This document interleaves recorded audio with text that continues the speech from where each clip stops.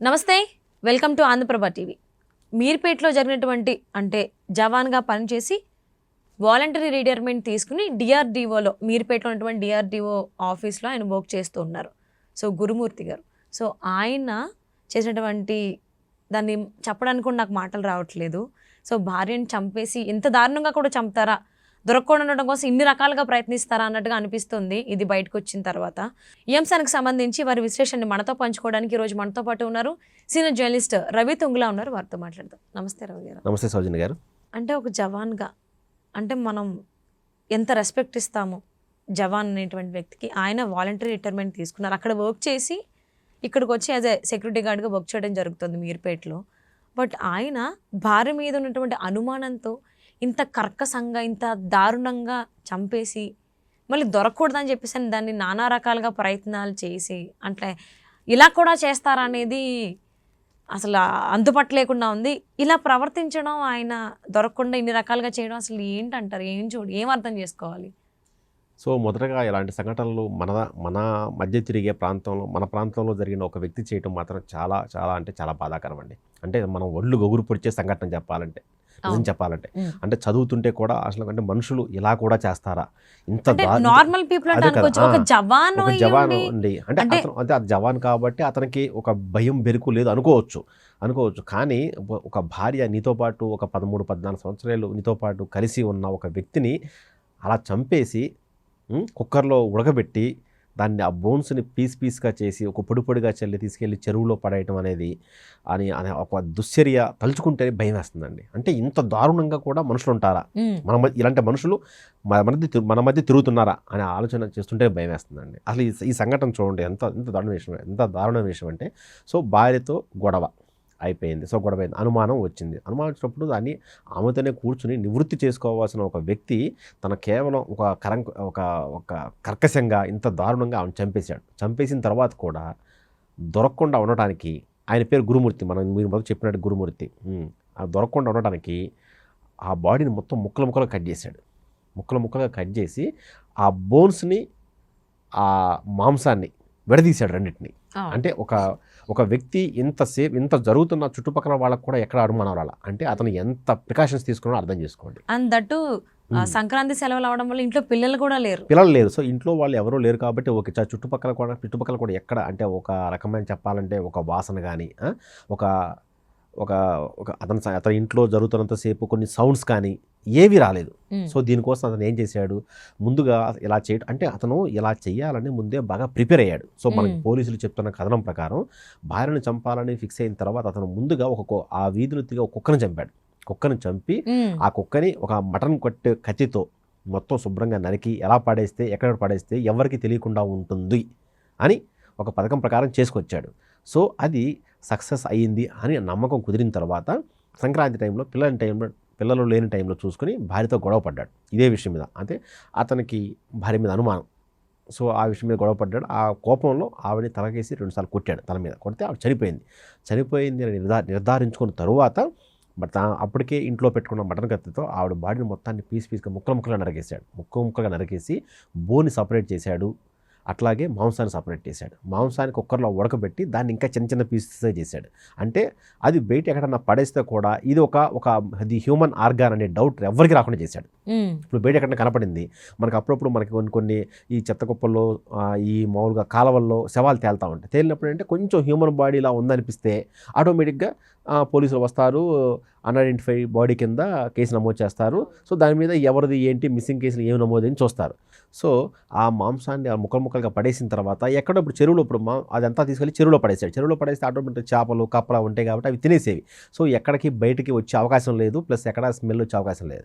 అదేవిధంగా బోన్స్ పడేస్తే మామూలుగా హ్యూమన్ బోన్స్కి మామూలుగా యానిమల్ బోన్స్కి తేడా ఉంటుంది. చూడగానే ఎవరైనా కనిపెట్టేస్తారు. ఎందుకంటే హ్యూమన్స్ కల ఎలా ఉంటుంది అందరికీ తెలుసు కదా. సో కాబట్టి ఆ అనుమానం కూడా రాకుండా ఉండడం కోసం ఆ బోన్స్ మొత్తాన్ని ఎండబెట్టి మొత్తం దాన్ని పేస్ట్ చేసి పొడి జల్లేయడంతో ఇంకా దొరికే అవకాశం ఎక్కడ ఉంది. ఇప్పుడు పోలీసులకు కూడా అదే ప్రాబ్లం వచ్చింది. ఇప్పుడు ఆవిడ చనిపోయింది చెప్పారు, ఇతను నిజం ఒప్పుకున్నాడు. సో నిజం ఒప్పుకున్నందుకు మరి ఆవిడ చనిపోయింది అనడానికి ఆధారం ఏది? ఈయన చెప్పాలి. ఈయన చెప్పడం వల్ల లేకపోతే పోలీసు ఇంట్రాక్షన్ తెలిసింది తప్ప ఆవిడ చనిపోయింది అనడానికి సైంటిఫిక్ రీజన్ ఎక్కడ లేదు. సైంటిఫిక్ ఆధారాలు ఎక్కడ దొరకలేదు. ఎందుకంటే ఆవిడ సంబంధించిన స్కల్ కానీ బాడీ కానీ DNA కానీ ఎక్కడ లేకుండా పోయింది. సో ఇప్పుడు పోలీసులు ఏం చేస్తున్నారంటే సో ఎంత ప్రాసెస్ ఇంట్లో జరిగిన తర్వాత సో ఇంట్లో ఎక్కడన్నా చిన్న మాంసం ముద్దన దొరుకుద్దా, చిన్న రక్త బొట్టున దొరుకుద్దా, సో దీని ద్వారా ఈయన చంపాడు ఈ రక్త బొట్టు అని పోలీసులు అతన్ని ఇంట్రాగేట్ చేయడం కోసం, అతన్ని ఒక నిందితుడిగా నిరూపించడం కోసం ప్రయత్నం చేస్తున్నారు. సో అది దొరుకుతున్నాయా లేదా అని రేపు ఎల్లుండి తెలిసిపోతుంది. అయితే ఇక్కడ అన్నిటికీ మించి చాలా దారుణమైన వ్యవస్థ ఏంటంటే అతను ఒక నేరం చేయడానికి ముందు ఒక కుక్కని చంపి దాని మీద ప్రయోగం చేశాడు. సో అతన్ని జాగ్రత్తగా గమనిస్తే ఇప్పుడు ఇందులో చెప్పిన ఈ ముక్కలుగా కట్ చేసి బయటపడేయటం, ఈ ముక్కలు దీన్ని బోన్స్ చేసి బయటపడేయడం అనేది గతంలో మన తెలుగు 2 సినిమాలు వచ్చినాయి. ఆ 2 సినిమాలు ఈ సీన్లో ఉన్నాయి. మీకు ఫ్యామిలీ మ్యాన్ అని ఒక సిరీస్ ఉంది మనోజ్ బాజ్పేయిది. సెకండ్ సిరీస్లో సమంత ఒక వ్యక్తిని ఎలాగ చంపేస్తుంది, చంపేసి దాన్ని ముక్కలుగా చేసి ఒక మామూలుగా క్యారీ బ్యాగ్లో పెట్టుకుంటుంది. క్యారీ బ్యాగ్లో పెట్టి ఇంట్లో పెట్టుకుని అక్కడ చుట్టుపక్కల వాళ్ళకి వాసన రాకుండా ఒక రకమైన కెమికల్ చల్లుద్ది. ఆ కెమికల్ కూడా చెప్తారు. ఏదో సందర్భంలో పోలీసులు ఆ ఇంటికి వచ్చినప్పుడు ఏంటి కెమికల్ వాసన వస్తుందంటే పక్కన నాలా ఉంది, ఆ నాలా వాసన కోసం అని పెట్టుకొని చెప్పుద్ది. ఆ తర్వాత ముందు సీన్లో ఆ పోలీసులు చెప్తారు ఇది బాడీలకి డీకంపోజ్ కాకుండా వాటికి ఉపయోగించే కెమికల్ అని. అప్పుడు పోలీసులు పరిగెత్తుకెళ్తే అప్పటికే ఆమె పారిపోయి ఉంటుంది. సో అలా తీసుకెళ్ళి ఆ ముక్కలు కట్ చేసిన బాడీ పర్సన్ తీసుకెళ్ళి చెరువులో పడేస్తుంది సమంత. ఆ చెరువులో పడేసినప్పుడు దొరకకుండా ఉండటం కోసం అలా చెరువులో పడేసిన ఒక బాడీ బయటికి రావటం వల్ల సమంత దొరుకుద్ది. అది సినిమా. సో ఇందులో కాన్సెప్ట్ ఏంటి, ఇలా పడేయటం వల్ల సో అతనికి అక్కడ ఆలోచన వచ్చింది. కార్తీ సినిమా కూడా ఉంటుంది నా పేరు శివాని, అందులో కూడా ఇలానే, అందులో కూడా ముక్కలు కట్ చేసి పడేస్తా ఉంటారు. ప్లస్ మొన్న రీసెంట్ గా ఒక సినిమా వచ్చింది విశాల్ ది డిటెక్టర్ సినిమా ఉంటుంది. డిటెక్టివ్ సినిమాలో కూడా ఒక మనిషిని చంపేసి ముక్కలు కట్ చేసి ఫ్రిడ్జ్ లో పెడతా ఉంటారు. అంటే విలన్స్ సభ్య సమాజం ఎటుపోతుంది బయట జరగవా అంటే కాదు, సినిమాల ప్రభావం ఖచ్చితంగా ఉంటుంది. అయితే సినిమాలకు సంబంధించి మనం ఏం చేయాలి, మంచి తీసుకోకుండా కొంతమంది ఇలాంటి తీసుకోవడం వల్ల వచ్చిన ప్రాబ్లమ్స్. అతనికి చంపడం వరకే ఒక మోటో ఉండొచ్చు, కానీ తప్పించుకున్న తర్వాత ఈ బాడీ ఎలా దొరకకూడదు, ఈ మోటో అన్ని సినిమాల నుంచి నేర్చుకుంటున్నారు. దీని తోడు వెబ్ సిరీస్లో ఒకటి ఈ మధ్యకాలంలో ఎక్కువైపోయినాయి. ఎక్కడ ఏ టీవీ మొత్తం క్రైమ్ సిరీస్లో ఉన్నాయి. సో దీంతో ఏమంటే అప్డేట్ అవుతున్నారు, పోలీసులకు సవాల్ ఇస్తున్నారు. సో ఇంత అప్డేట్ అయిన వ్యక్తి ఎలా దొరికాడు తెలుసా పోలీసులకి? ఎలా దొరికాడంటే ఇతనే వెళ్ళి మరి వాళ్ళ ఆవిడ మిస్ అయిన తర్వాత మరి 2 రోజులు అయింది, 3 రోజులు అయింది. అప్పుడు ఏం చేయాలి, బై డిఫాల్ట్ గా వెళ్ళి పోలీసు కంప్లైంట్ ఇవ్వాలి కదా. చెప్పడం జరిగిందా నేను కావాలని మా వైఫ్ ని చంపేశాను, లేకపోతే అనుకోకుండా అది అట్లా అతను నేరం ఒప్పుకున్నాడు. ఎందుకంటే పోలీస్ ఇంట్రాగేషన్ లో చెప్పారు. పోలీసులకి గురుమూర్తి మీద డౌట్ వచ్చిన తర్వాత వాళ్ళు వాళ్ళదైన స్టైల్లో ఇంట్రాగేషన్ చేస్తే ఆ ఇంట్రాగేషన్లో అతను ఒప్పుకున్నాడు. సో నేను చేసింది నేనే, ఇలా జరిగింది మొత్తం చెప్పాడు. అయితే అతను ఎలా దొరికాడు, సో ఇంతవరకు ఇంత చేశాడు, సో అంత కుక్కర్లో ఉడకబెట్టాడు, బోన్స్ అన్ని స్మాష్ చేసి మొత్తం చల్లేశాడు, అంతా పిండి చేశాడు. మరి ఎలా దొరికాడంటే గురుమూర్తి వెళ్ళి పోలీసులు కంప్లైంట్ ఇచ్చిన తర్వాత పోలీసులు రంగంలో దిగారు, ఇంట్రాగేషన్ మొదలుపెట్టిన తర్వాత ఎప్పుడు మామూలుగా మనం ఎలా చూస్తాము, ఆ ఇంట్లో నుంచి వాళ్ళ ఆవిడ వెళ్ళిపోయింది.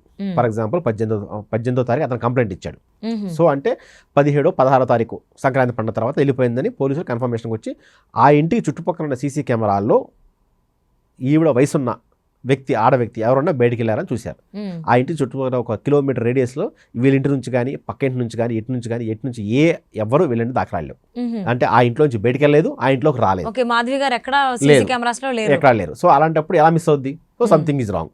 సో అదే టైంలో 18 కంప్లైంట్ ఇచ్చిన గురుమూర్తి అంతకుముందు 17, 16 తారీఖుల్లో ఇంట్లోంచి ఉదయం ఒకసారి, మధ్యాహ్నం ఒకసారి, సాయంత్రం తిరుగుతున్నాడు. సో భార్య కనపడిన వ్యక్తి సడన్గా రాకుండా, బయటికి వెళ్ళకుండా, ఏదో దానికి సంబంధించిన ఏర్పాట్లు ఏం చేసుకోకుండా ఎందుకు తిరుగుతున్నాడు? సో బయటికి వెళ్ళేటప్పుడు బ్యాగులు ఉంటున్నాయి, వచ్చేటప్పుడు ఉన్నట్ల ఏం చేస్తున్నాడు? సో అక్కడ డౌట్ వచ్చింది వాళ్ళకి. సో అలా దొరికాడు తప్ప పోలీసులు కంప్లైంట్ ఇచ్చిన తర్వాత మామూలు రెగ్యులర్ ఇంట్రాగేషన్లో దొరికాడు. రెగ్యులర్గా వాళ్ళు ఎంక్వైరీ చేస్తారు. ఎంక్వైరీలో వీళ్ళకి డౌట్ వచ్చి అప్పుడు గురుమూర్తిని వాళ్ళు ఎంక్వైరీ చేశారు, ఏంది ఇలా జరిగింది ఏంటంటే అప్పుడు అతను నిజం ఒప్పుకున్నాడు. లేకపోతే ముందు బుకాయించాడు, ఏం చేయలేదు, ఆ సంబంధం ఏం చెప్పాడు. కానీ వాళ్ళు పోలీసులు మొత్తం ఈ సీసీ కెమెరా ముందు పెట్టి ఇది నువ్వేం ఎటెళ్ళావు అని చెప్పి మొత్తం అడిగితే అప్పుడు నిజం ఒప్పుకున్నాడు. సో అతను చెప్పిన నిజం విని పోలీసులు కూడా షాక్ అయ్యారు. ఒక వ్యక్తి ఇంత దారుణంగా, తన 15 ఏళ్ళు తనతో పాటు కాపురం చేసిన ఒక వ్యక్తిని అంత దారుణంగా చంపేసి బిహేవ్ చేస్తాడా అని ఆశ్చర్యపోయారు. ఒక వ్యక్తిని చంపడం వరకు అంటే క్షణికావేశంలో చేశాడు, లేదా అనుమానం అనే యాంగిల్లో చేశాడు మనం అనుకోవచ్చు. కానీ ఒక వ్యక్తిని చంపేసి ఇంత దారుణంగా ముక్కలు కట్ చేసి అని సమాన్ని దొరకకుండా, ఇలా మళ్ళీ సాక్ష్యాలు కూడా దొరకకుండా చేయాలని అతను తలంపు చూసి, అతని ఆలోచన విధానం చూసి పోలీసు కూడా బ్లాక్ అయ్యారు.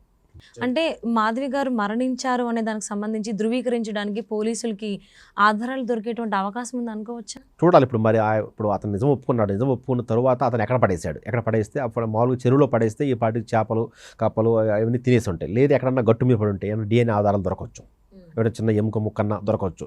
లేదు ఇంట్లోనే చంపినప్పుడు మొత్తం కట్ చేసినప్పుడు చిన్న బోన్ ముక్కన్నా లేకపోతే ఒక చిన్న ఫ్లెష్ అయినా ఏదైనా ఉండొచ్చు కదా. ఆ ఉండొచ్చినప్పుడు దాని ద్వారా DNA సంపాదించి ఈ DNA మాధవిదే అని కన్ఫర్మ్ చేయాలి. కన్ఫర్మ్ చేసిన తర్వాత అప్పుడు సో ఆవిడ బోన్ కానీ ఏదైనా మాంసం ముద్ద కానీ దొరికింది కాబట్టి ఆవిడ ఈయన చంపేశాడని చెప్పి వీళ్ళు కోర్టు సబ్మిట్ చేయాలి. ఇది ఇంత ప్రాసెస్ ఉంది. సో దానికి సంబంధించి అతన్ని నిధులుగా ప్రూవ్ చేసేందుకు పోలీసులు ప్రయత్నిస్తున్నారు. దానికి సంబంధించిన ఆధారాలు కూడా వెతుకుతున్నారు. సో దానికి సంబంధించిన అప్డేట్స్ 2-3 రోజులు వస్తాయి. అయినా కానీ సో ఈ మొత్తం వ్యవహారంలో సినిమాలు అనేవి ఒక వ్యక్తి మీద ఎంత ప్రభావం అంటే చెడుగా ఆలోచించే వాళ్ళకి ఎంత హెల్ప్ అవుతుందని చూస్తే అర్థం. సినిమాలు అంటే ఇక్కడ సినిమాలు నేను బ్లేమ్ చేయను. సినిమా ఖచ్చితంగా ఉండాల్సిందే. సినిమాలు చూసి మారిన వాళ్ళు ఉన్నారు, సినిమాలు చూసి ఇన్స్పైర్ అయిన వాళ్ళు ఉన్నారు. సినిమాని ఎంతో చూడాలి, వినోదం వరకు చూడాలి. కానీ సినిమాల్లో ఇలాంటి సీన్లు చూసి ఇలాంటి వాళ్ళు ఇన్స్పైర్ అవుతున్నారు. అదే చాలా బాధాకరం. అవును. సో గురుమూర్తి గారు చేసినటువంటి ఆ పని ఏదైతే అసలు చెప్పడానికి మాటలు కూడా అసలు రావట్లేదు. ఏంటి అంటే ఆలోచించడానికి ఒక తెలియనటువంటి భయం వస్తుంది ఆడవాళ్ళకి. అంటే బయట ఎక్కడో తెలియని వాళ్ళు చేశారంటే ఒకటే, అంటే కట్టుకున్న వాళ్ళు ఎలా చేస్తుంటే ఆబ్వియస్లీ ఈ మధ్యలో కాలంలో పెళ్ళి అంటేనే చాలా దూరంగా వెళ్తున్నారు అబ్బాయిలు కానీ అమ్మాయిలు కానీ. ఇంక ఇలాంటివి చూసిన తర్వాత అమ్మాయిలకి ఉన్నటువంటి నమ్మకం కూడా పోతుంది. చేసుకుంటే ఏం చేస్తాడో అనేటువంటి భయంతో ఉంటున్నారు. సో ఏదేమైనా కానీ మాధవి గారు మరణించారనే దానికి సంబంధించి ఆధారాలు పోలీసులకి దొరకాలని చెప్పి ఆశిద్దామండి. ఎందుకంటే పెద్ద సవాల్గా మారింది కాబట్టి case. So thank you so much. Thank you అండి.